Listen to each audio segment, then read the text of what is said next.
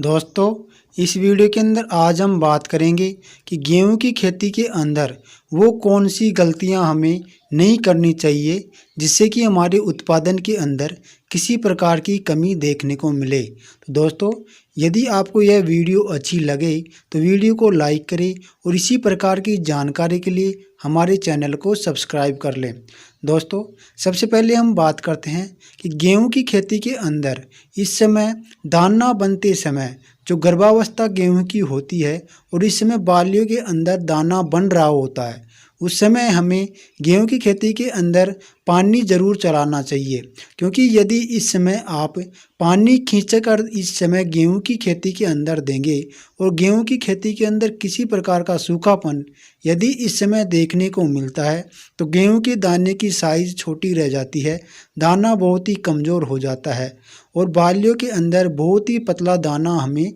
देखने को मिलता है। तो हमें इस समय सही समय पर पानी, मिट्टी की नमी को देखते हुए हमें लगाना चाहिए। दूसरा, हमें इस समय पानी लगाते समय यह ध्यान रखना चाहिए कि हवा चल रही है या नहीं चल रही है। यदि हवा चल रही है तो उस समय हमें पानी गेहूं की खेती के अंदर इस समय नहीं लगाना चाहिए, क्योंकि तेज़ हवा के अंदर यदि हम पानी लगाते हैं तो हमारी गेहूं की खेती के अंदर गेहूं की फसल है वो आड़ी गिर जाती है और फसल पूरी तरह बर्बाद हो जाती है। दोस्तों, यदि इस समय पौधा खड़ा नहीं रहेगा तो गेहूं के अंदर जो दाना बनेगा वो बहुत ही पतला बनेगा और बहुत ही कमज़ोर हमें दाना देखने को मिलेगा। तो इस समय हमें हवा का ज़रूर ध्यान रखना चाहिए, क्योंकि इसमें बालियों के अंदर दाना बनने की वजह से बहुत ही ज़्यादा वजन होने लगता है और यदि हम तेज़ हवा के अंदर पानी लगाते हैं तो जड़ें ढीली हो जाती है और हमारा गेहूं के पौधा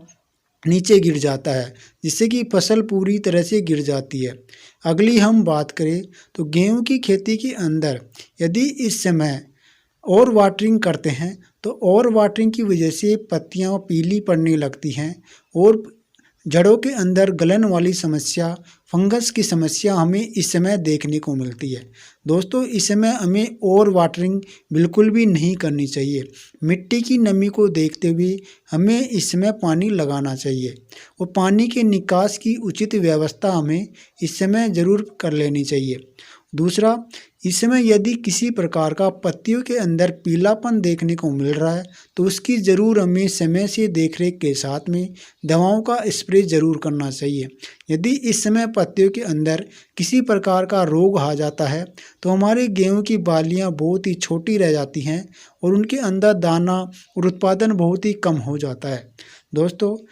और दूसरा, यदि किसी प्रकार की खाद की वजह से पत्तियों के अंदर पीलापन आ रहा है तो हमें इसमें फर्टिलाइज़र पानी के साथ में चलाना चाहिए, जिससे कि इसमें जो लास्ट 1-2 पानी जो हम लगाते हैं उनसे है जो